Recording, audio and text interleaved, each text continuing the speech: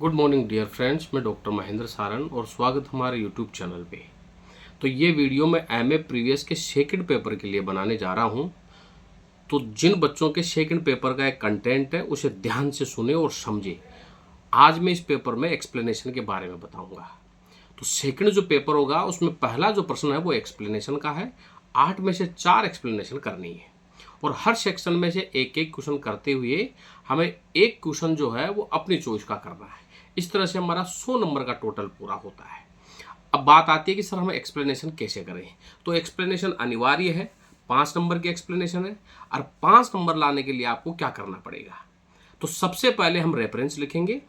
आप स्टंजा को ध्यान से पढ़ें और जज करें कि कौन से कवि के द्वारा लिखा गया, कौन सी पोएम में से आया और इसकी थ्योरी क्या है।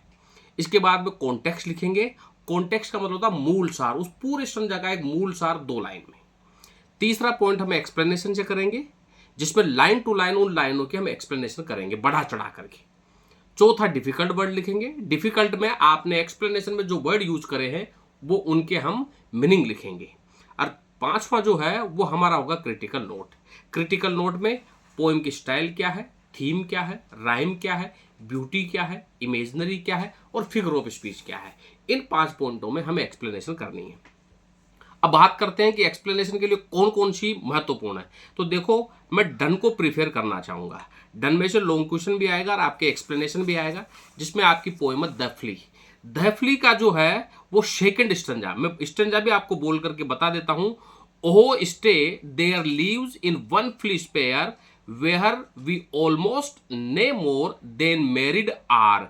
यहां से लेकर के थो पेरेंट गर्ज एंड यू वर मेट, यहां तक ये पहला स्टंजा है जिसमें से तुम्हारा एक्सप्लेनेशन आएगी। दूसरा लास्ट का stanza, cruel and sudden hast thou since purpled thy nail in blood of innocence से लेकर के लास्ट लाइन तक, will waste as this flea death took life from thee. तो 2 स्टंजा आपके दफली में से आने की पूरी पूरी संभावना है। अब हम बात करते हैं रेलिक्यू की। आप रेलिक्यू जो पोएम है उसमें से भी आपके एक्सप्लेनेशन के आने की पूरी पूरी संभावना है। अब आप जो रेलिक्यू पोएम है उसके बारे में समझ सकते हैं कि इसमें कौन कौन सा स्टंजा उपयोगी है। तो जो रेलिक्यू पोएम है उसमें कवि बाइबलिज्म की बात करता है, उसमें लिटरेरी थ्योरी की बात करता है, जिसमें बाइबलिज्म में आप लास्ट का थर्ड और फोर्थ स्टंजा याद रहे। लास्ट का थर्ड और फोर्थ स्टंजा देखो कौन सा स्टंजा है, मैं बोल के भी बता देता हूं।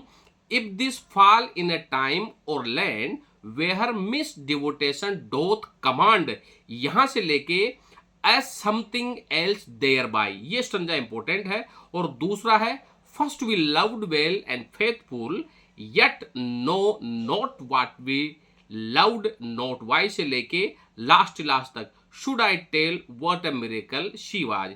ये आपके द रेलिक्यू पोएम का स्टंजा है जिसमें आने की पूरी पूरी आपके संभावना है। अब बात करते हैं हम कैनोनाइजेशन पोएम की, जो कि इसी की एक डेवोटेशनल पोएम है, जिसमें वो लव की बात करता है, जिसमें वो बात करता है कि संतवाणी, कैनोनाइजेशन का मतलब होता है संतवाणी। तो इस स्टंजा की अगर मैं बात करता हूं, अगर इस पोएम की मैं बात करता हूं, तो इस पोएम में से आपका एक तो पहला स्टंजा जो है वो इंपॉर्टेंट है, for God sake hold your tongue and let me love, यहां से लेकर के so you will let me love, पहला। दूसरा, पहला स्टंजा और दूसरा stanza, alas alas who injured bye my love what merchant ship have my sick drown से लेके थो सी एंड आई डू लव। तो फर्स्ट और सेकंड स्टंजा कैनोनाइजेशन का, और फिर लास्ट का stanza, and thus invoke us you whom reverend love made one another hermitage से लेके a pattern of your love। तो कैनोनाइजेशन में आपके ये 3 स्टंजा है। और अगर मैं बात करता हूं इसकी द सनराइजिंग की, तो द सनराइजिंग में से भी आपके आने की पूरी पूरी संभावना है। और उस पोएम के जो स्टंजा है, उस पोएम के आप स्टंजा आप नोट कर सकते हैं, जिसमें से आने की पूरी पूरी संभावना है, जिसमें आपका जो सेकंड और जो लास्ट का स्टंजा और उसके ऊपर का सेकंड का स्टंजा दोनों इंपॉर्टेंट है। Thy beams so reverend and strong why shouldst thou think से लेके and thou shalt hear all here in one bed lay, एक तो ये स्टंजा और एक लास्ट का, she'll see all state and all princes I nothing else is prince do but play, us से लेकर के this bed thy centre is these walls thy sphere, ये आपके सबसे इंपॉर्टेंट है। और ऑफ विपिंग जो कविता है इसकी, उसमें से भी आपका फर्स्ट थर्ड और फोर्थ स्टंजा, फर्स्ट थर्ड और फोर्थ स्टंजा ऑफ विपिंग में से ये आने की पूरी संभावना है। तो डन में से आपके डेफिनेटली आएगी। और फिर पैराडाइज लोस्ट का, अगर आपने पैराडाइज पोएम कर रखी है तो बेटर है। पैराडाइज पोस्ट जो पोएम है उसमें से थर्ड और फोर्थ स्टंजा नहीं, थर्ड और फोर्थ पेजेज में से आपके एक्सप्लेनेशन आएगी और आप इसको पढ़ भी लोगे आराम से, पता भी लग जाएगा आपको पैराडाइज लोस्ट में से आएगी। और एक आएगी आपके एप्सिलॉन एंड एचिटोपेल में से। दो एक्सप्लेनेशन आपके डन की डेफिनेटली मैच होगी, एक एक्सप्लेनेशन आपके पैराडाइज लोस्ट की मैच होगी, एक एप्सिलॉन एंड एचिटोपेल की मैच हो जाएगी और एक रेप ऑफ द लॉक। तो आप अगर एक्सप्लेनेशन के लिए जाना चाह रहे हो तो डेफिनेटली पैराडाइज लोस्ट में से आएगी, रेप ऑफ द लॉक में से आएगी और एप्सिलॉन एंड एचिटोपेल में 101% आएगी। तो आप एक्सप्लेनेशन के ये 4 राइटर लर्न कर लीजिए, इनमें से आपकी पूरी संभावना है। और कैसे करोगे? सबसे पहले रेफरेंस, फिर कॉन्टेक्स्ट, फिर एक्सप्लेनेशन, फिर डिफिकल्ट वर्ड और क्रिटिकल नोट। पूरा एक पेज आप एक्सप्लेनेशन में करोगे, कम से कम आप 60 से 80 वर्ड में इसको एक्सप्लेन करोगे। और फिर हम बात करते हैं लॉन्ग क्वेश्चन की।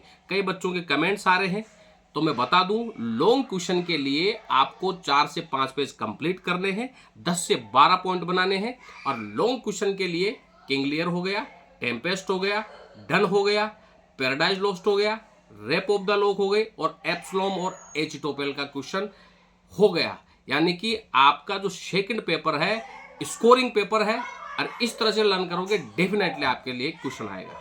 तो thank you very much. Video को पूरा देखें और ध्यान से पढ़ें। फिर भी कोई दिक्कत रहे तो आप कमेंट बॉक्स में लिख के मुझे बता सकते हैं, मुझे फ़ोन कर सकते हैं। Thank you.